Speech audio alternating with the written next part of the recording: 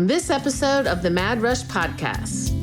I think all of the PNMs need to be told that over and over and over again, whether it's from their parents or girls going through recruitment with them, the sorority women, or a coach like you. Like, they need to understand they are wonderful just as they are. You know, all of the hullabaloo that gets blown out of proportion about the selection process, you really only see what everyone construes as negative. You know, nobody is talking about all the thought and intention and care with which the process is honoring too.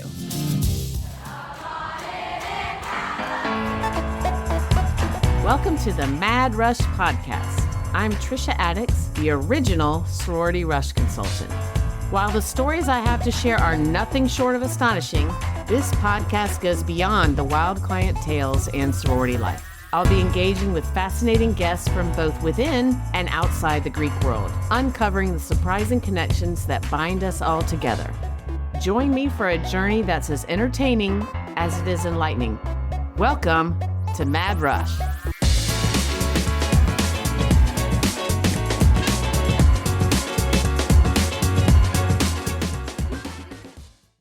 Okay, so y'all, I'm very excited about today's episode. And you guessed it, it's another connection. A friend of mine reached out to me on Instagram and she said she would be a perfect podcast guest. And so here we are. Heather Adams is joining me and you're going to want to hear what she has to say. She is part of my Rush Prep series, if you can call it that. And she is the first non-Chi Omega on this. It just happened to be that all the other July and August guests so far have been Chi Omegas, but thank you for being here. You're going to want to hear what she has to say, and welcome, Heather. Thanks, Trisha. I'm delighted to be here. I'm excited for our conversation. So Heather is the CEO and founder of Choice Media and Communications, and she is a brand strategist and communications veteran. She's also a 25 plus year sorority recruitment advisor, which is why you're going to want to hear from her. Yep. She, like me, has two boys and is a graduate of the University of Georgia. Go Dogs. Go Dogs. Her accolades are endless, so let's just get into it. I would love for you to talk about your history and what led you to do the countless hours it takes to run a company and also advise a sorority. Yeah, I'm excited. I'm happy to do that. Thank you for having me. This is going to be fun. Recruitment is like my passion and favorite thing. So I love talking about it. Does it make you irritated that my podcast, which I'm now calling a codcast apparently, is Mad Rush? I know that I should be saying recruitment, but I always say rush. And I can get behind, like, I feel like if it's something that's going to hurt someone's feelings, that I'm going to make sure that I say the right word.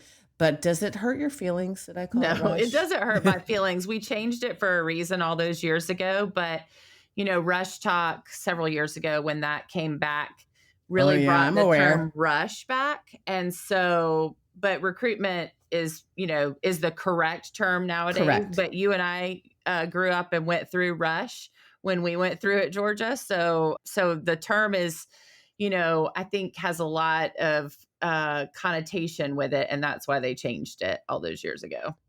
So can you, I'm just curious, what was the connotation? Just that people were rushing at you? What was it? Yeah, it has a lot of negativity connected to it, the term rush. And so recruitment, much like when you get into your professional career, you get recruited to a job, right? And you go to recruitment fairs. And I think it had a lot more positive connotation with it. And when NPC was trying to change the terminology, it was around the negativity that was associated with the term rush.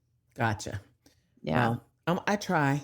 Yeah. But that's not hurting my feelings at all by calling it that. That's not something that I try really hard at, or I would not do it.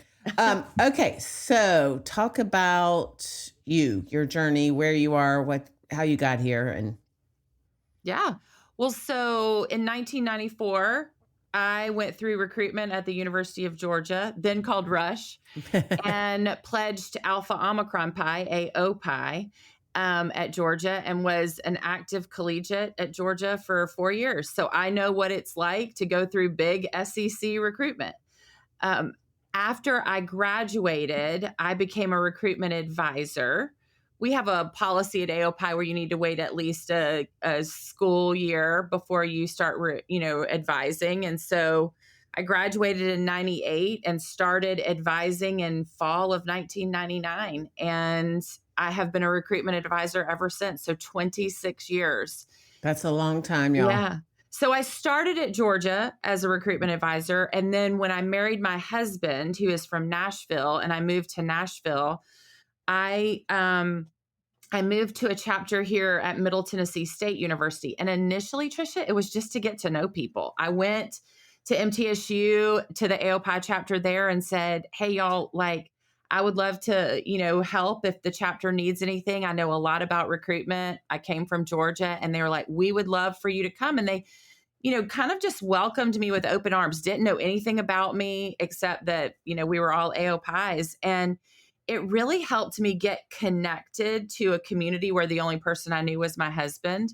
And I was going, to work every day and meeting people at, through work. But it really gave me an opportunity to have a community where I lived and to get to know people outside of my professional career. And here I am all these years later, still doing it. I'm that crazy lady that just loves recruitment and knows a whole lot about it. Yeah. So and I can't wait to hear about it from you. But yeah, you bring up the connection and community thing, and it's still serving you and you're serving it so many years later, which is one of the things that I just love about the Greek system. And Agreed. Agreed. it's really special. And you may or may not know, but I just finished writing a book about navigating sorority rush. And the whole last chapter is about that, like after college. It's so life altering and life changing in such a positive way. And, that gave you a community so many years later. I mean, not so many years later, but you know Well, what a I'm lot of saying. years later. Well, first of all, congratulations on writing your book. I've Oh, worked thank you. on a lot of books in my day professionally. That's what I do for a living. And it's like, delivering a baby, Yeah. writing a book and bringing it to life. So congratulations. I look forward to reading it Thank you. when it gets ready to release.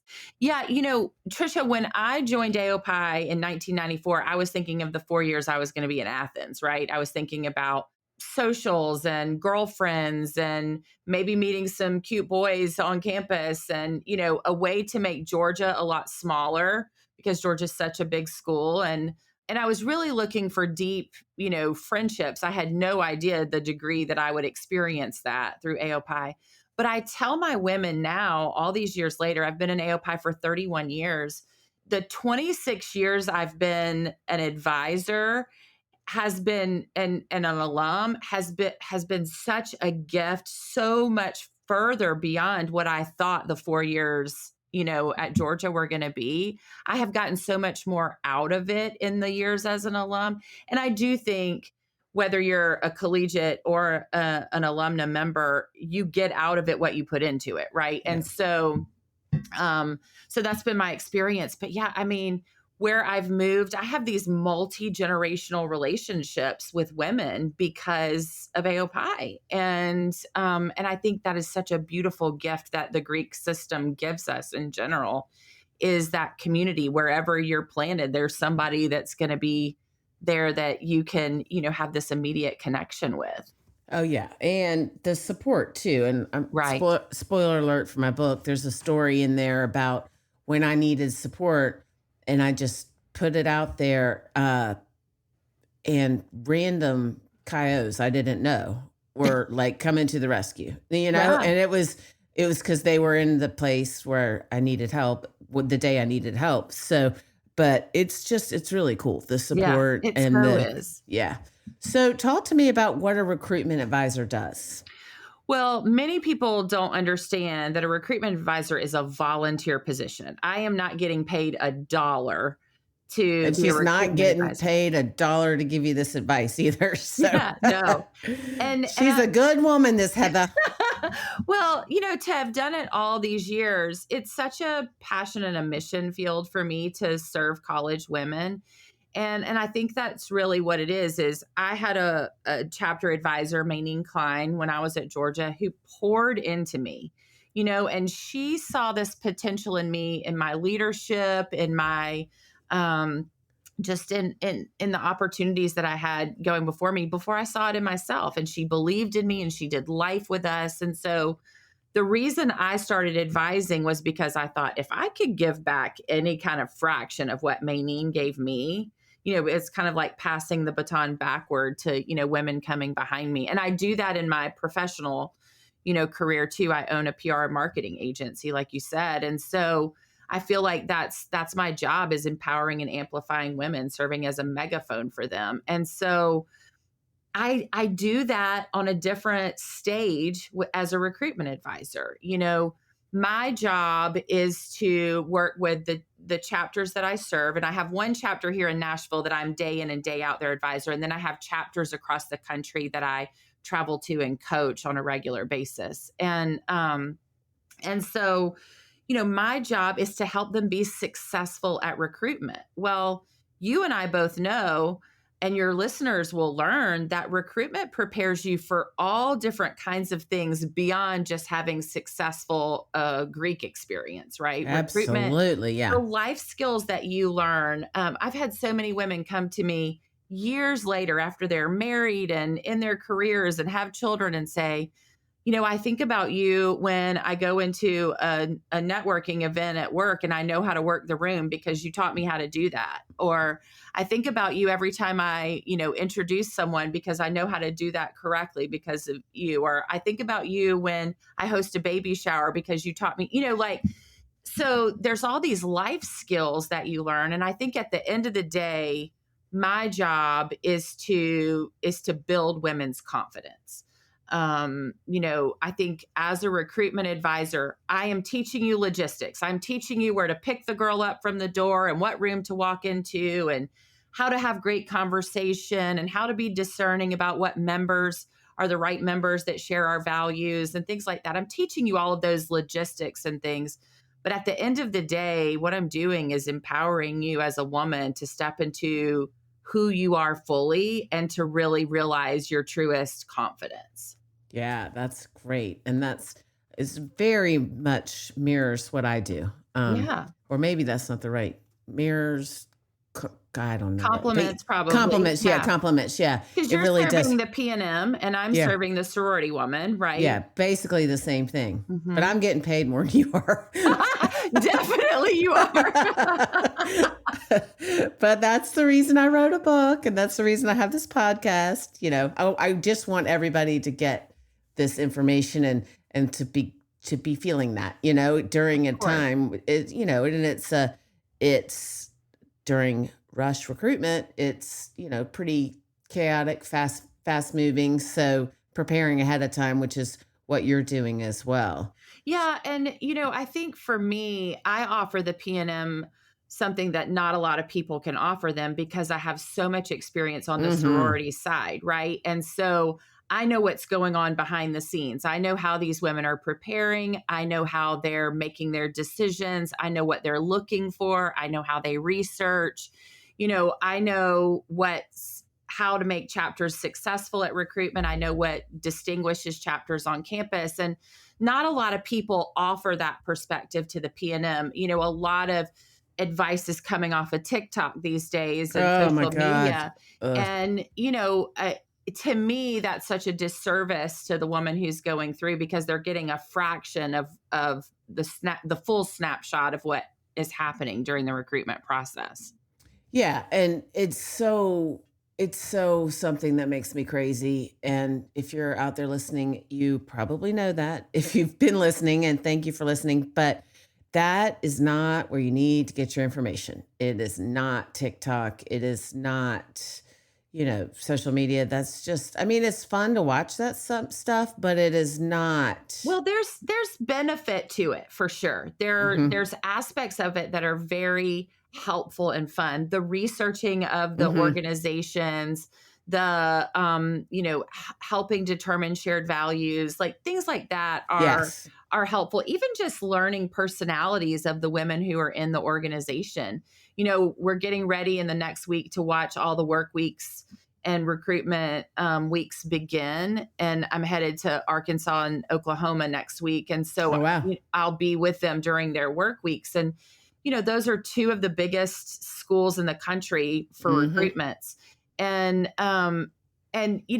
when you watch all the TikTok dances and all the, things that are going on as they're just even preparing for recruitment, I think there's some fun that comes out of that. But it shouldn't be Absolutely. the end all be all of your decision making for Yeah. sure. Yeah, no, I love that. And I think I've talked before about the videos that the sororities make. They're like Hollywood productions in a very good way. Like Oh, for sure. these girls have it going on. I mean, Well, it's a video, the video is serving as like a digital introduction, if you will, to their organization, much like on a lot of campuses where the PNM is submitting a video for the first round and they're not right. physically going through the first round at a lot of campuses. That's their digital introduction Mhm. to that chapter. And so it's both sides are benefiting from those videos, but a lot of chapters feel significant pressure to make sure that the video is, like you said, a Hollywood production because Right. of the judgment and perception that is determined as a result of watching it. Yeah, and that's we spend a lot of time on videos with our clients just because it is something you have control over. Yeah, You can control what you put out there, and that's not always the case in pretty much anything in life that you have complete control over what you're sending out. And that's I right. think that's very important for both sides. I guess I thought about how cool the videos are, and how great they are, but I guess I didn't really even think about how the control. So Well, think too, go ahead. Trisha, about a woman who is not Greek, doesn't have a Greek family. She's going through, maybe she's a first time college student, or maybe nobody in her family was Greek, and she knows nothing about these Right. organizations, right? And so when you go to a campus that has 18 chapters and your first round is a video, you've got to do your due diligence to figure out about these organizations because you're narrowing them down solely based on this video and whatever research you do, personally. And so the videos play a really important role on both sides. Yeah. The PNM is thinking about it from her perspective, which is, all these organizations are looking at my video and determining if they want to invite me back. And the sororities are looking at it in the reverse. Yes, that is a very good point. So, what do you think? Well, let me back up. I don't want you to give away any trade secrets or anything, but I would love to know what you. So, all right, I'm backing up. First round used to be in person, Yeah. and most places it's video. So, what is your thought on that?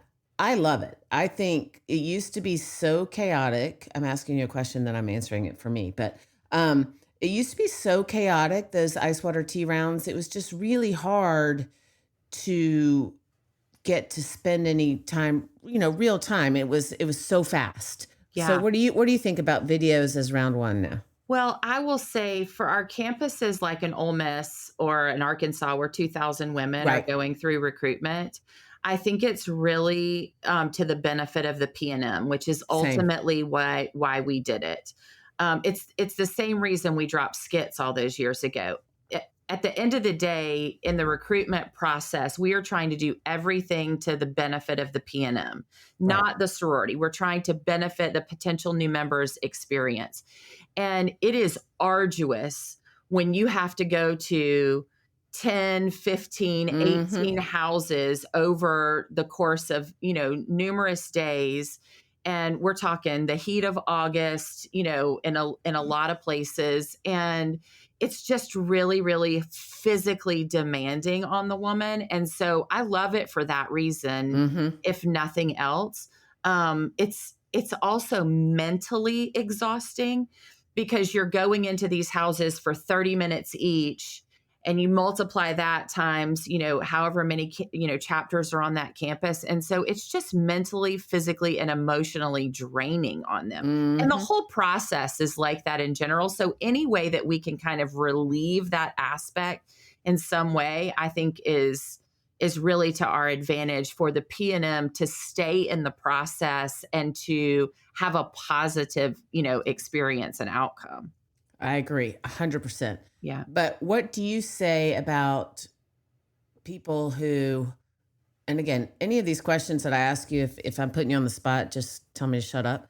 Um, like, what do you say about people who say, "Oh, I was cut and or released or whatever, and I didn't even step foot in the house." Yeah. I hear that a lot. Well, of course you do. And that's part of the RFM process, right? I Right, mean, every single organization is given a number, a figure, it's called a carry figure, that they are allowed to invite back to the next round. So if you're going from the video round, your first round, into the first round where you physically meet people in person, right? Which is traditionally philanthropy. right, Um, you're allowed to rank so many houses. Like, let's say you're going from 10 to 6, right? So you're ranking your top 10, and then you're putting your top 6, and then you're putting 7, 8, 9, and 10 in order on the PNM side. And then each organization on the sorority side is given a carry figure of how many women they're allowed to invite back to that philanthropy round. And so it's this mutual, selection process. And when we went to this years ago and moved to RFM, I just cheered for so many reasons because it helped us so much. But I really think at the end of the day, both sides are making decisions. right, The PNM is also deciding what houses are right for her. It's not just the sorority that is deciding who to invite back and who to release, right? right. And so you have to look at it from the fact that it's a mutual selection Yes, process. And if you honor the system the way it was created, it works itself out in miraculous ways. yes, it does. I agree for sure. But I And would say to those women that are like, well, I didn't even get to step foot in the house and meet anyone, there are ways for you to put your best foot forward in your video, in your application, on your social media, in your, recommendations, if you have those submitted, where the women know about you. But if the chapter has not done their due diligence and researched, and some chapters are like that. Some chapters are lazy and they don't do their due diligence. And some chapters are on top of it and they know everything. It just works itself out. You don't want to go somewhere where you're not wanted or desired, absolutely. And that's, you don't want to force or not even force, but you want to be with people who want you, and Correct. vice versa. So yeah. Okay, without stepping outside of your comfort zone, can you kind of talk about what a rush week looks like for the sororities? Yeah. Absolutely. I mean, it is just as physically, emotionally, and mentally exhausting as it is for the PNM, probably times 10. Um, I know what it's like for the PNM to go through, and then they get on, the sorority side and they're like, "Oh my gosh, I had no idea what was happening." Uh-huh.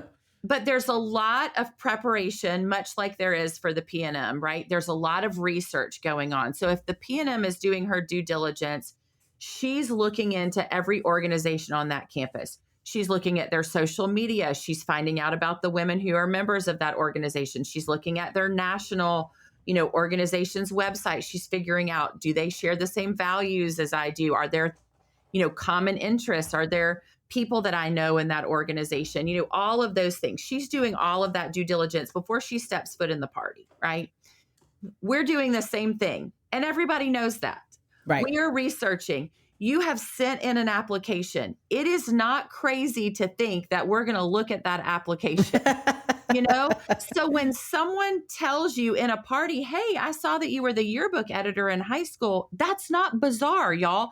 That you should feel like excited about that, because that shows that Shows they did their homework. they did Yes. their homework and they're interested in you and they want to have personalized conversation with you. And so your work weeks and your retreats and your things that are happening before recruitment starts are where we're working through logistics and we're hyping ourselves up and we're excited to get back to campus and we're cleaning the house up and we're organizing and making sure that everything looks great and that we've got fun music and we have cute outfits and there's all those things that are happening behind the scenes before the parties happen. But the actual physical, week of recruitment, it's exhausting. You're going through the parties just like the PNM is going through the parties. And there are women on the behind the scenes side that are pairing, women intentionally. It happens at every single organization. Some women are being paired based on common interests, like, hey, we're both biology majors, or hey, we both are from Marietta, Georgia, or hey, we both show horses. Like there are things like that are traditionally the ways that most organizations are pairing their women. And so that's why that application is really beneficial to the sorority to receive ahead of time, is because then when you come into the party, you're getting customized conversation. You're not getting asked, hey, are you going to the football game? Are you living in Brumby or Russell, which are two, dorms at Georgia that Trisha and I I obviously lived know. in Brumby. And Did I you lived live? in Russell. So we were right next door to each other. Well, But Russell was all boys when I was there. oh, it was co-ed when I was there. So, but She's younger. the point is, like, that is all being done intentionally and thoughtfully so that we can get to know you better in that 30-45 minutes that we have during parties with you, rather than asking you, why did you come, to Alabama? You're from California. Why did you decide Tuscaloosa was the right place for you? What are you majoring in? Have you found your, is your roommate nice? Like, those are generic questions that any organization can ask. And if you've done your job on the sorority side, you're asking questions about that woman so that you can get to know her better and figure out, is this a good fit? So that's going on. There's a bunch of prep and research, intentional conversations. So All the logistics practice of, you walk to the door and you do this and you pick this girl up and you go to this room. And then, when it's time for house tour, you go in waves and, like all of what I just call that logistics, Trisha. Like, we're right. working that out so that the party goes off without a hitch. The girls who are speaking in front, like, hey, this girl's telling you about our philanthropy and this girl's speaking during prefs and, all of that. Those girls are practicing. If there's any singing going on, that's being practiced. Like, all of that stuff is happening pre-recruitment. And then during recruitment, it's just all being executed, Yes. Executed. That's a good word. And so when they leave, and again, you don't need to get into details, then the rankings are submitted, and that is also very exhausting. So, and you could speak more to this, but I remember those sessions would go late into the night, and there was a lot of really passionate discussions Sure. about these. And I just want the listeners to know that this is all, I preach intention for our clients and you PNMs out there, but this is all very intentional on the other side too. Mhm. They take it seriously. It's exhausting. It's they really, when someone wants you, they're fighting for you. And fighting might be a negative word. I don't mean that. I'm just saying that their days don't end when yours do. No. And, membership selection has changed quite a lot since you and I were in the chapter. And it's very similar across all NPC groups. It's custom to each organization based on their ritual and their values and their, charters and governing documents and things like that. But it's really, really similar. You know, the first of all, I will just say one woman cannot give you a bid to an organization. Right. So you may have your best girlfriend from high school who's a year older than you, and she's in XYZ sorority, and you want to be in that sorority because she's in there. She cannot guarantee you a bid. I don't care what chapter it is. One woman cannot guarantee that you get into an organization. It takes, the majority of the chapter in order to extend an invitation for membership to a PNM. And so that's the first thing everybody needs to know. So if you're invited into an organization, it's because they want you. They're excited about you. They're interested in you. And when the parties are over, the way membership selection works on the sorority side is very similar to the way it works for the PNM. You go back and you determine, okay, what are the right fits for me? And the sorority women are doing the exact same thing. They just have a lot more that they have to go through than you do. Right. Even if you have 20 organizations on your campus, you just have 20 that you're dealing with, and they have hundreds and thousands, Right. of women that they're trying to be discerning over and really thoughtful about. And just in general, we are in the business of building women up, not tearing women down. Absolutely. Yes. And so the membership selection process is really thoughtfully curated to do just that. It is to honor the women who are going through the process and to make sure that they are respected and treated with care and valued through the whole thing. Whether they end up in that organization or not, Right. they should be having a good experience when they're there. Yes. And that is a very good point. This is an uplifting or process. And that's what, and, I say that all the time. Like they care about you. They care about you, even if you don't end up being an AOPI or a KIO or whatever. That's they right. They care about you. They spend a lot of time curating this. Curating's not the right word, but they spend a lot of time and care, and that is part of what makes the Greek system so great, is that they do intentionally and really work hard to make sure that you're having an experience that at least shows respect and honors you. And I think that's very important to remember. Right. Because at the end of the day, Trisha, every single woman going through this process is worthy and valuable, right? Yes. Just as she is. Yes. And I think all of the PNMs need to be told that over and over and over again, whether it's from their parents or girls going through recruitment with them, the sorority women, or a coach like you. Like, they need to understand they are wonderful just as they are. Right. And so, all of the hullabaloo that gets blown out of proportion about the selection process, you really only see what everyone construes as negative. Nobody is talking about all the thought and intention and care with which, the process is honoring too. Right. And that is something that I also put in my book. You guys need to know that nobody is intentionally tearing anybody down. It's the opposite of that, actually. So yeah, there's a lot of advocating going on for these women. Advocating, yes, absolutely. Okay, I sometimes ask my guests this question, and I think you're the perfect person to answer clearly. Okay. So what are your top 5 do not do during rush recruitment things? Okay. I love this question. All right. 5 things from a recruitment advisor who's done this for a really long time that you should not be doing during recruitment. Number 1 is, I do not want you to select an organization for anyone else other than you. I don't want you to decide on an organization based on your roommate or your mom or your high school friends or what you think is old row. I want you to select the right organization for you.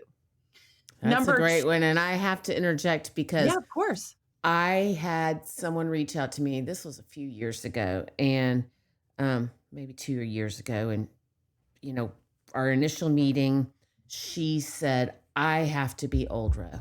And I said, okay, what do you think old row is? And she told me, and I said, if you ask 10 people, all 10 of them would have different answers. I mean, because it's just she was her answer was completely different than somebody else's. So that's great advice. Just Mhm. Yeah, stop you that, should be y'all. choosing it based on you and you alone. Exactly. Yes, that's okay. My Number 2. number 2 is do not go into recruitment with a limited amount of sororities that you will consider or like your mind made up for only one of them Oh gosh. because Yeah. preconceived ideas limit your opportunity. So if you go in and you think, I had a friend of mine asked me the other day, her daughter's going through it at the University of Arkansas, and she said, should she narrow it down before it starts? Like, should she go in with only just the handful that she's really interested in? And I said, if you want her to limit her options, absolutely have her do that. But no, she should not be doing that No. because what happens is you get so hung up on those five, let's just say it's five, and all your focus is on that. You're not paying any attention to these over here. And what if you go in and you don't like those women? Or what if they don't care for you and you don't get invited back? And then all of a sudden, everything is thrown out of proportion because you didn't give these over here any Right. consideration. What if you go in and you love one that you didn't think you were going to, and it's a total surprise and delight? That's why you have to go in without limiting your options. You need to make that decision as you go through the process instead of limiting it before you even start. Absolutely. And this completely bit me in the hiney. I don't know why I'm not cussing because I always do. One of my early clients, she was like, she refused to get a rec for this one sorority at the school. And I listened to her. I don't know why, because I'm the expert, but I was like, okay, if you absolutely cannot see yourself there, this was way before recruitment. If you can't see yourself there, then fine. You don't have to get a rec and you don't have to consider it. She called me halfway through the week and she said, I love, and she said the sorority that she did not, she absolutely was adamant that she was not going to be one of the, she's like, can we get a rec? And I was like, well, the onus is on the sorority to get it, whatever. She ended up pledging that sorority that she was dead set against going Yeah. in. So, And she doesn't have to have a rec to get a bid, no, yeah, I know. not And from that's, any organization. So, that's something they should throw out. yeah, no. And I said that, and I said, you don't need to get a rec. If the sorority needs one, that's on them. They'll get it. But, and then they did, I guess, or they didn't use one, whatever. But I was like, and so that was a big learning point for me. Yeah, for I always sure. say to be open, keep your options open, blah, blah, blah, blah, blah. But that was years ago. So I learned that lesson. Okay, sorry about My that. Number 3, I'm number going to 3, interrupt. it's okay. No, this is good conversation. Number 3 is I do not want you to wait until recruitment to determine your priorities, your values, and what you're looking for in an organization.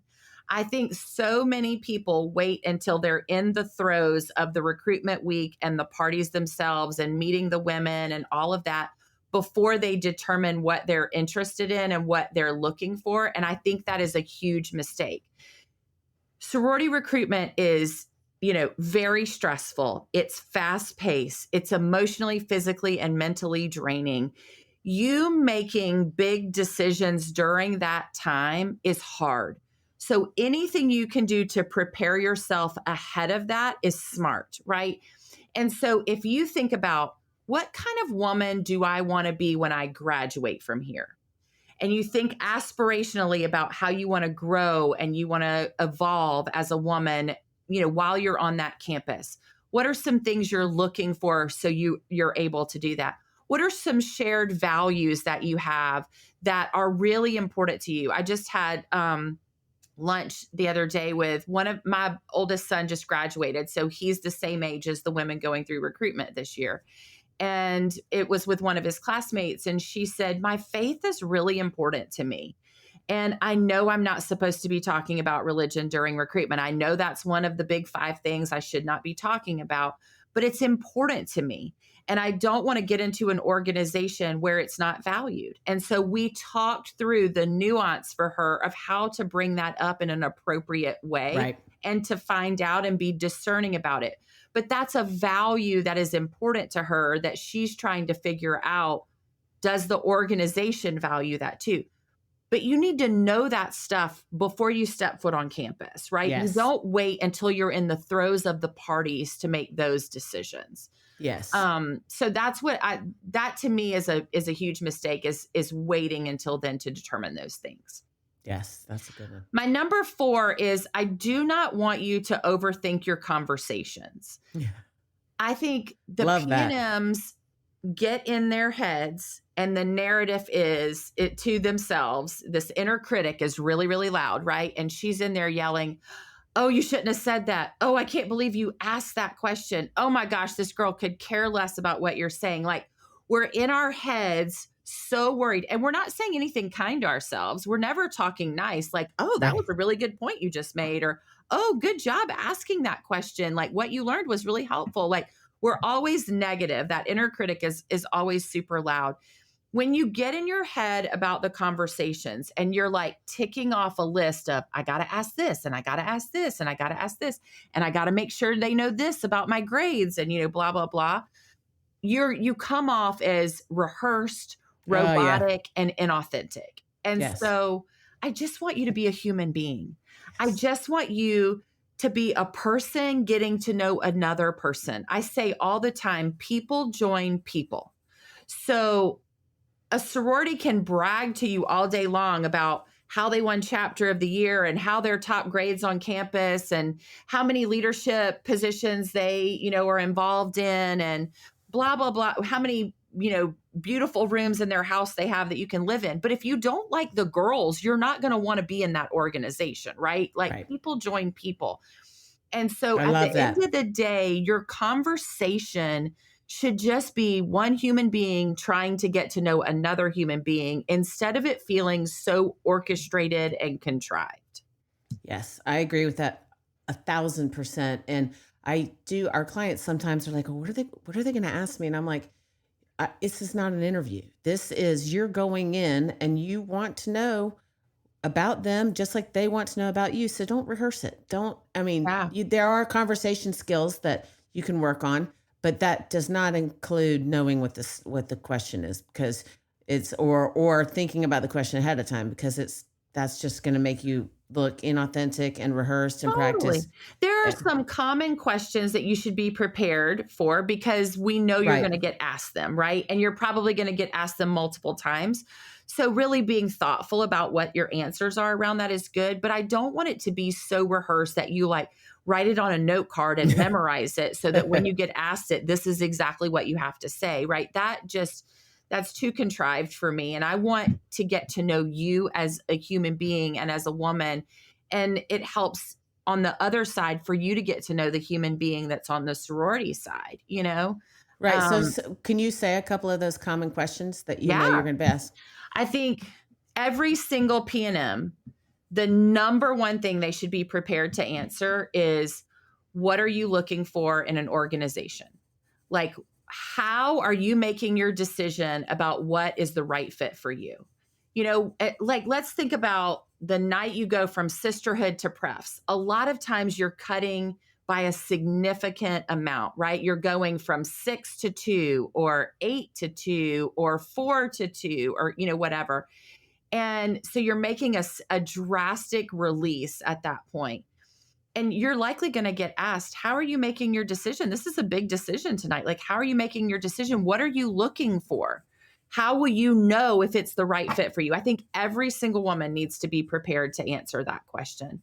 That's I awesome. also think everyone needs to be prepared to answer the question of what kind of woman do you want to be when you leave here? Like, when you think about how you're coming in, the Heather that started and joined AOPI in 1994 and the Heather that graduated from AOPI in 1998, two very different Heathers, right? Right. And so you want to think about, how do I want to evolve and grow? And what do I want to look like? And what is the best version of me that I'm hoping to polish up while I'm here at school? I think those are two really critical questions that you need to be prepared to answer. Those are great. Thank you Yeah, for that. of course. Listeners, you guys are getting gold. Okay. Thank you. Okay. And my fifth, and probably the most important of my top five of what you should not be doing during recruitment. I do not want you to single intentional preference. That is the biggest mistake.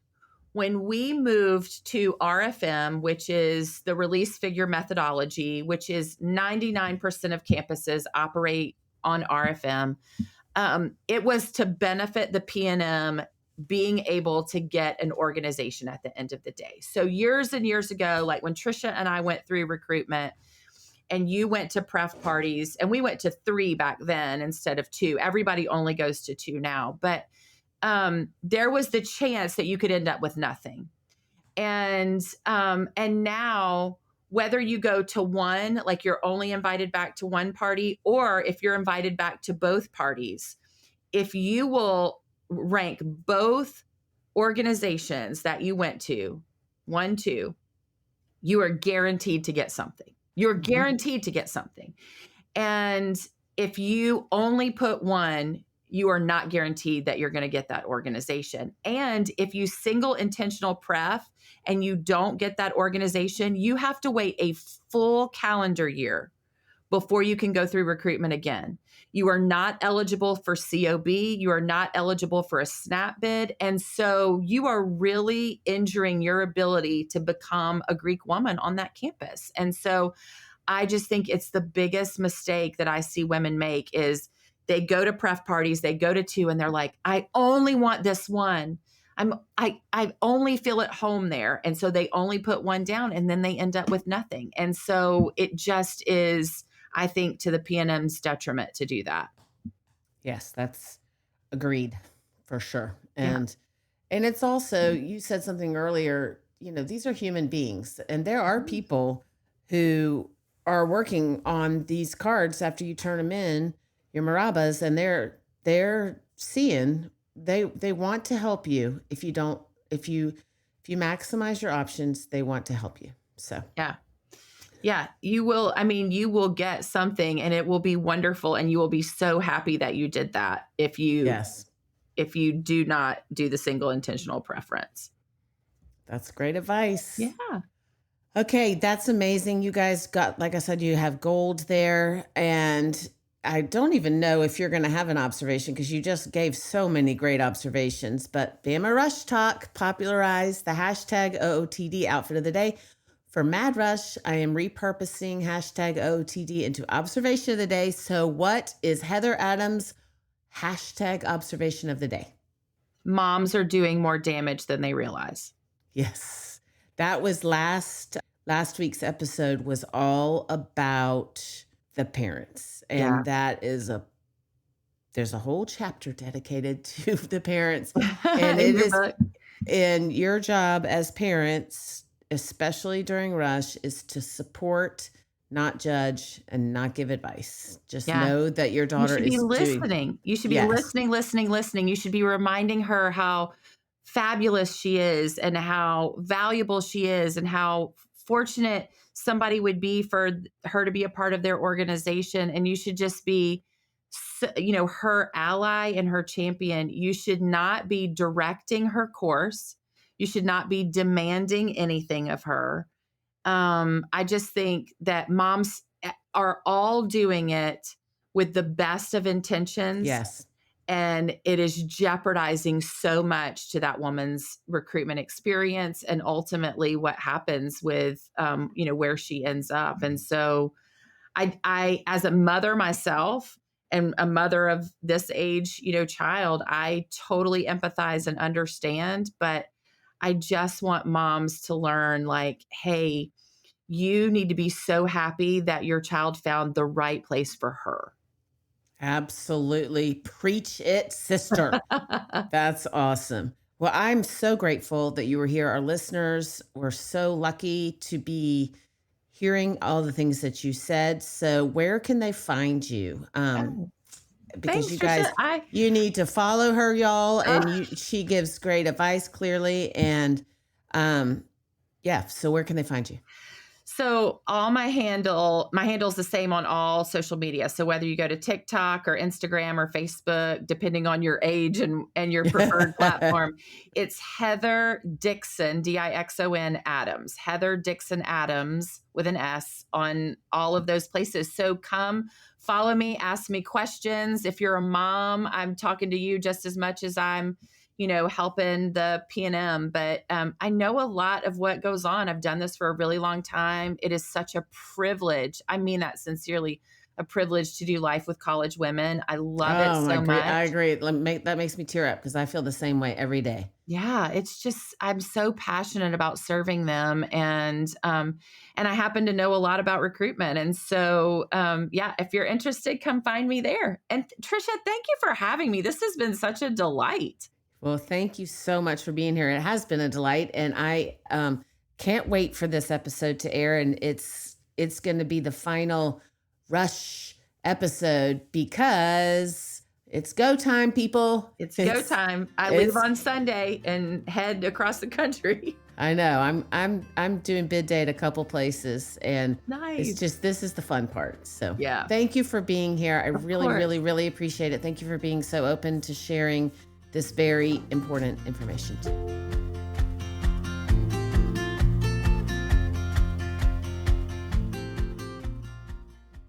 Okay, so because I surround myself with rock stars and because I'm leaning into rush prep for these July episodes, I'm not going to do timeout with Trisha because that is rush prep. So anyway, the whole episode was rush prep. So thank you for listening. In the meantime, check out my Instagram at Rush with Confidence for more tips. We're leaning into the preparing because it's almost go time.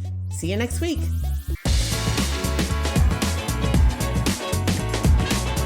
Thank you for tuning in to another episode of the Mad Rush Podcast. If you are enjoying this podcast, please consider leaving us a 5-star review.